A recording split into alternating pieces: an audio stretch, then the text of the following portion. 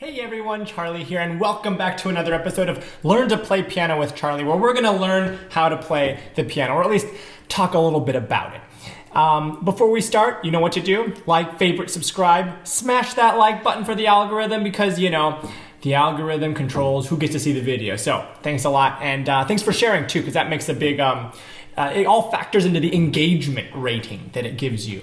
So like the higher the engagement, like likes, subscribes, you know, comments, and the faster you get those, the better, and the more YouTube will push it out to other people. So today's theme or lesson or whatever you want to call it is going to be based on a question that I got in the comments not too long ago, and that's about improvising the left hand. So we've talked about improvising a lot here on the channel before.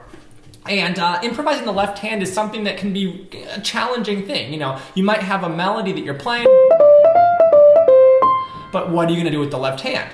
So we're going to talk about a few ideas about what you can do and what you don't want to do maybe. And we'll just touch on a few different things. Let's start with the basics. So if you're going to play the left hand, generally, you're going to want to figure out what kind of a key that you're going to be in. So for most people, the easiest is C major because there's no sharps and no flats. So you're playing basically all white keys most of the time. So you don't have to worry about all those complicated sharps and flats.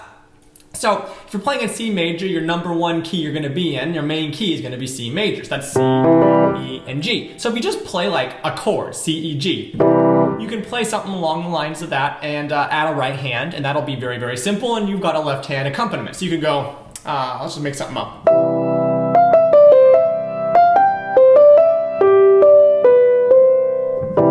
And it works. I mean, it's not great, but it works. Okay, so what else can you do? What else can you do?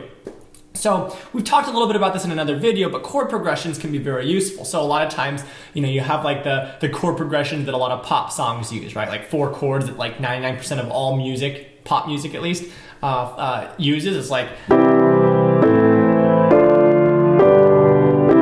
So if you're in C major, one of the chord progressions might be C major, A minor, D minor, G major, C major, A minor, D minor, G major. And you can go over and over again. So if you have a chord progression like that, you can just play chords and then you can make a tune up to it.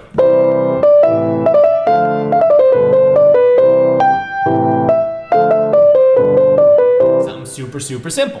But let's say you want to be a little bit more fancy than that. So what can you do to make the left hand a little less boring? Just boring, you know, 4 chords or whatever.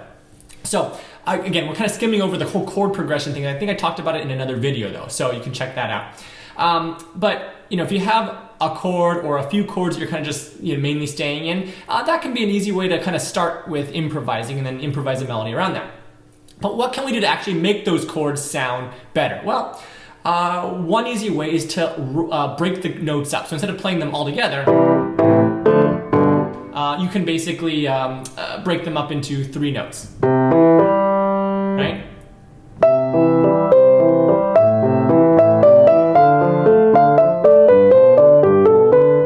Right? You can kind of break them up by just playing C, E, G separately, one after the other instead of all together. That's a simple way. But you might be like, oh, Charlie, but that still sounds really, really simple. Well, just remember that a lot of Mozart stuff does that too. You can mix up the order of the notes. You don't have to necessarily go C, E, G. You can go C, G, E, G. And you have, that sounds familiar. If it was good enough for Mozart, it's probably good enough for us too. Right? Yeah, sounds familiar, right? All right, but let's say you want to do something even fancier. Well, it's not that hard. On the piano, luckily, since everything kind of repeats every octave, you can also repeat a broken chord. And that's called an arpeggio. So anyway, you can repeat a chord, C, E, G, C, E, G, going all the way up or down. And then that can be a way to do it. So if you want to play a slow song, it can be very effective.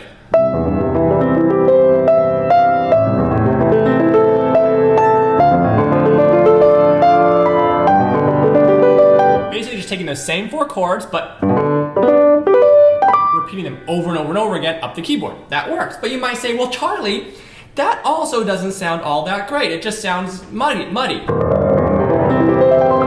my response to you is you're correct, because the piano, the bottom notes, I mean, you can kind of see it just by looking at my piano. The top notes have small strings, 3 each.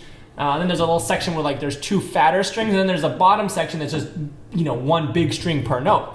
And the further down you go, the more muddy it sounds. So if you play a chord in the middle or in the top, maybe if it's too high, it gets funky too. But if you play it in the middle or whatever, you can hear the notes very clearly. But if you play it way down below, it just sounds like, you know. So you don't want that. So a recommendation I might make would be the further down you go, spread out the chords. Don't play chords that are close together way down far, because otherwise it'll sound. If I play the same 4 chords from earlier, I get. That doesn't sound as good as. Right? So what do? Spread them out. Because there's octaves and everything repeats, you can, the further down you go, play notes out more sparsely. So you might play C, another C, a G, and then maybe go to your arpeggio. That sounds a lot better than this, right? Because it just gets too muddy. So the further down you go, spread them out. Maybe only play the main notes for a while, like C's, and then maybe add the 5th, like the G, and then you can do your arpeggio. So it sounds. Oops, that was wrong notes. Something like that. So there's an idea. So spread it out as you get really far down. But you might say, well, Charlie, what else can I do with arpeggios? Well, why don't you make a little rhythm with it? One that I like is something like this. And I'm just taking the same notes, but I'm breaking them up. C, G, C, E, C, E, C, G, C. And this is one that I've used since I was a little kid. If you play it higher, and you can do it with other keys too. So you can make a little improv.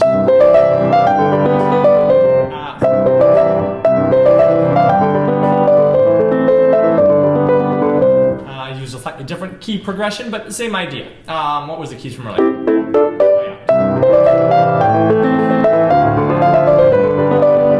And you can mix it up. You can skip. I can't do anymore.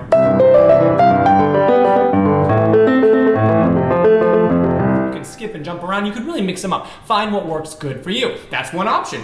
Another way is play your melody, but add some harmony in the bottom of your right hand. Now this can be really tricky to do at first, because basically you're going to be playing your melody with mainly your top 3 fingers or so, and you're going to be playing part of the chord that your left hand is playing with like the bottom 2 or 3 fingers. So it might be like.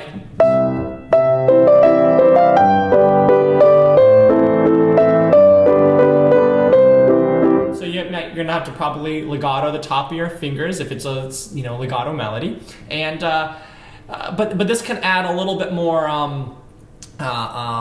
it can add richness to it, and keep it so that all your harmonies aren't kind of way down low. You can bring them up a little bit.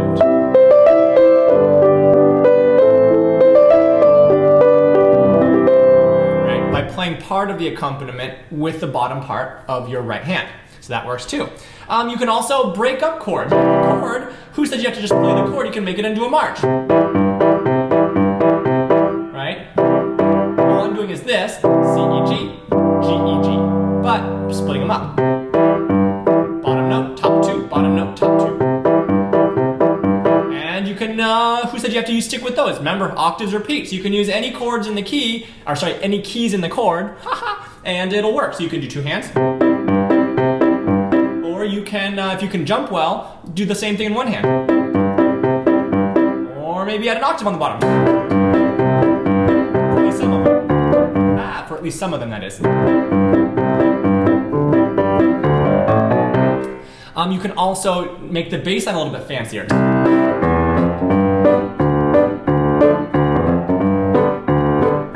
Or something like that, right? So there's an unlimited amount of things, a number of ways you can do the left hand. But a lot of it comes down to being in a key and then doing stuff within that key. So it's like you have a general framework of what key you're in, and then you can, change it up as needed. But don't be afraid to use part of your right hand as part of it as well, because that can really, really be helpful.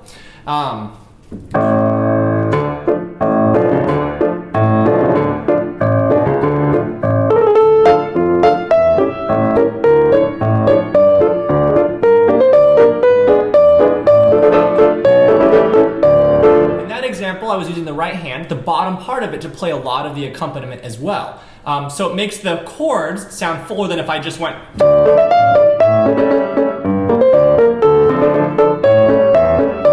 It sounds fuller to have more keys going up by using the bottom part of your right hand.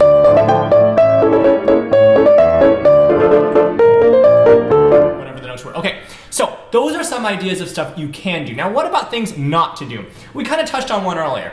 It might be best not to clump notes together way down below, because it just doesn't sound very good. And you know, if you're ever like wondering, well, should I do it or should I not do it? One key question to ask yourself is, does it sound good? If the answer is no, then think about it.